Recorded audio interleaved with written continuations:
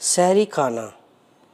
حدیث حضرت انس رضی اللہ عنہ سے روایت ہے کہ رسول اللہ صلی اللہ علیہ وسلم نے فرمایا، سحری کھایا کرو کیونکہ سحری کھانے میں برکت ہے۔ رسول اللہ صلی اللہ علیہ وسلم نے فرمایا، ہمارے اور اہل کتاب کے روزے کے درمیان سحری کھانے کا فرق ہے کہ اہل کتاب کو سو جانے کے بعد کھانا پینا ممنوع تھا اور ہمیں صبح صادق کے طلوع ہونے سے پہلے تک اس کی اجازت ہے۔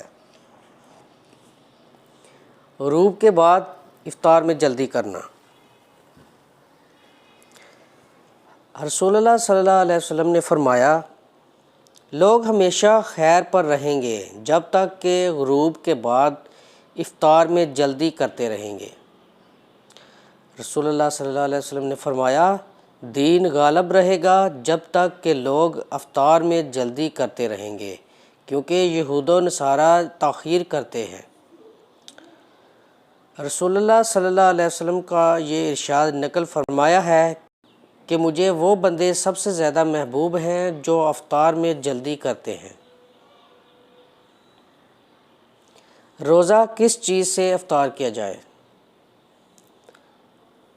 سلمان بن عامر رضی اللہ عنہ سے روایت ہے کہ رسول اللہ صلی اللہ علیہ وسلم نے فرمایا، جب تم میں کوئی شخص روزہ افطار کرے تو کھجور سے افطار کرے کیونکہ وہ برکت ہے، اگر کھجور نہ ملے تو پانی سے افطار کر لے کیونکہ وہ پاک کرنے والا ہے۔ افطار کی دعا۔ ابن عمر رضی اللہ عنہ سے روایت ہے کہ حضرت صلی اللہ علیہ وسلم جب روزہ افطار کرتے تو فرماتے، ترجمہ، پیاس جاتی رہی، انتڑیاں تر ہو گئیں اور اجر انشاءاللہ ثابت ہو گیا۔ حضرت معاذ بن زہرہ فرماتے ہیں کہ جب نبی کریم صلی اللہ علیہ وسلم روزہ افطار کرتے تو یہ دعا پڑھتے، ترجمہ، اے اللہ، میں نے تیرے لیے روزہ رکھا اور تجھ پر ایمان لایا اور تجھ پر بھروسہ کیا اور تیرے ہی دیے ہوئے رزق سے افطار کیا۔ روزے دار کی دعا رد نہیں ہوتی۔ رسول اللہ صلی اللہ علیہ وسلم نے ارشاد فرمایا، 3 شخصوں کی دعا رد نہیں ہوتی، روزہ دار کی یہاں تک کہ افطار کرے، حاکم عادل کی اور مظلوم کی۔ اللہ تعالیٰ اس کو بادلوں سے اوپر اٹھا لیتے ہیں اور اس کے لیے آسمان کے دروازے کھل جاتے ہیں اور رب تعالیٰ فرماتے ہیں، میری عزت کی قسم، میں ضرور تیری مدد کروں گا، خواہ کچھ مدت کے بعد کروں۔ رمضان کا آخری عشرہ۔ حضرت عائشہ رضی اللہ عنہ سے روایت ہے کہ جب رمضان کا آخری عشرہ آتا تو حضرت صلی اللہ علیہ وسلم لنگی مضبوط باندھ لیتے، خود بھی شب بیدار رہتے اور اپنے گھر کے لوگوں کو بھی بیدار رکھتے۔ لیلۃ القدر۔ حضرت انس رضی اللہ عنہ سے روایت ہے کہ رمضان المبارک آیا تو رسول اللہ صلی اللہ علیہ وسلم نے فرمایا، بے شک یہ مہینہ تم پر آیا ہے اور اس میں ایک ایسی رات ہے جو 1000 مہینے سے بہتر ہے۔ جو شخص اس رات سے محروم رہا وہ ہر خیر سے محروم رہا اور اس کی خیر سے کوئی شخص محروم نہیں رہے گا سوائے بد قسمت اور حرمان نصیب کے۔ حضرت عائشہ رضی اللہ عنہما سے روایت ہے کہ رسول اللہ صلی اللہ علیہ وسلم نے فرمایا، لیلۃ القدر کو رمضان کے آخری عشرے کی طاق راتوں میں تلاش کرو۔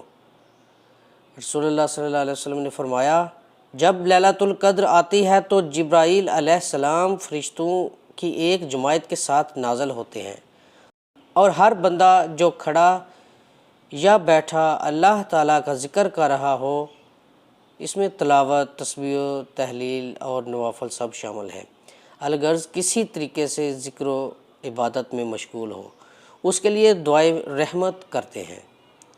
لیلۃ القدر کی دعا۔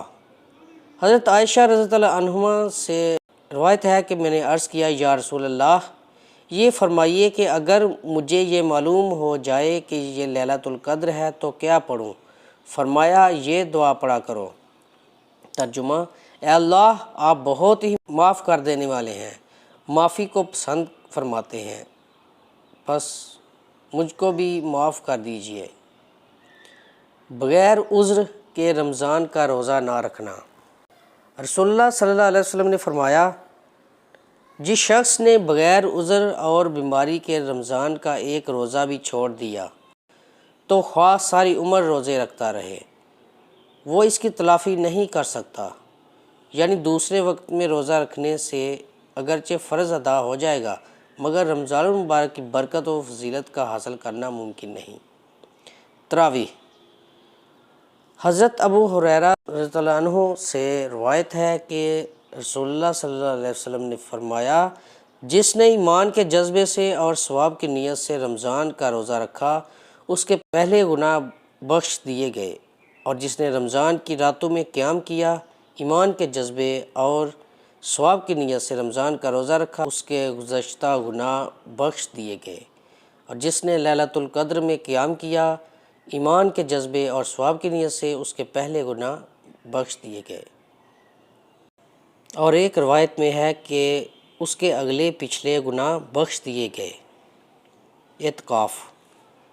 رسول اللہ صلی اللہ علیہ وسلم نے فرمایا، جس نے رمضان میں آخری 10 دن کا اعتکاف کیا، اس کو 2 حج اور 2 عمرے کا ثواب ہوگا۔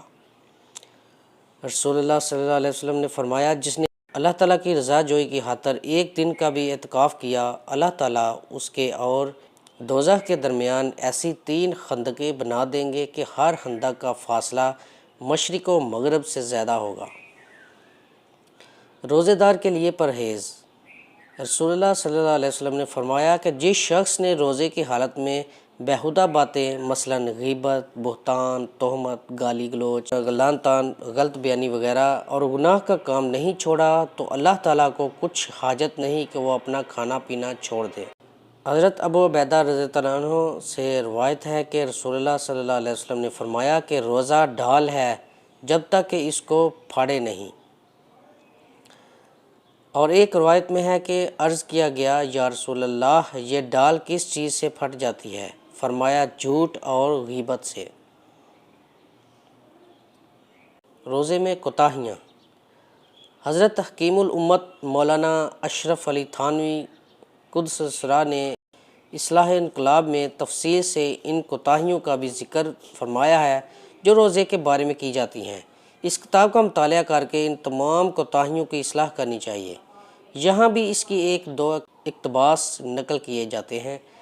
رقم الحروف کے سامنے مولانا عبدالباری ندوی کی جامع المجددین ہے، ذیل کے اقتباسات اسی سے منتخب کیے گئے ہیں۔ بہت سے لوگ بلا کسی قوی عذر کے روزہ نہیں رکھتے، ان میں سے بعض تو محض کم ہمتی کی وجہ سے نہیں رکھتے۔ ایسے ہی ایک شخص کو جس نے عمر بھر روزہ نہ رکھا تھا اور سمجھتا تھا کہ پورا نہ کر سکے گا، کہا گیا کہ تم بطور امتحان ہی رکھ کر دیکھ لو۔ چنانچہ رکھا اور پورا ہو گیا، پھر اس کی ہمت بندھ گئی اور رکھنے لگا۔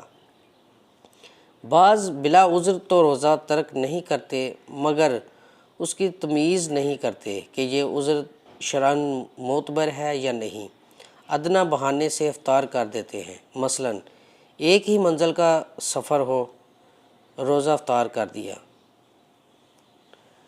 کچھ محنت مزدوری کا کام ہوا، روزہ چھوڑ دیا۔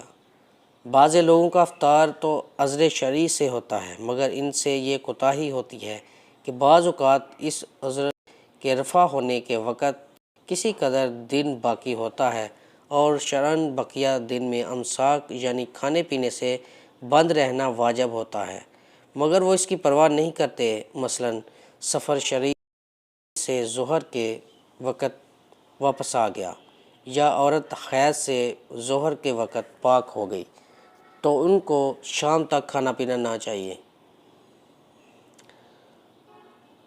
اکثر لوگ روزہ میں بھی معاصی سے نہیں بچتے۔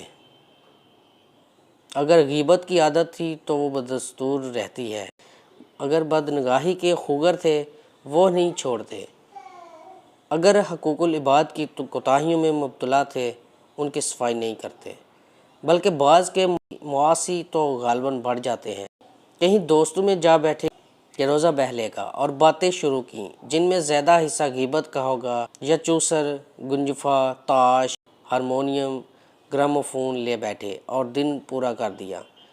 اس سے کوئی یہ نہ سمجھے کہ بالکل روزہ ہی نہ ہوگا، لہٰذا رکھنے ہی سے کیا فائدہ، روزہ تو ہو جائے گا لیکن ادنا درجے کا، جیسے اندھا، لنگڑا، کانا، گنجا، اپاہج آدمی تو ہوتا ہے مگر ناقص۔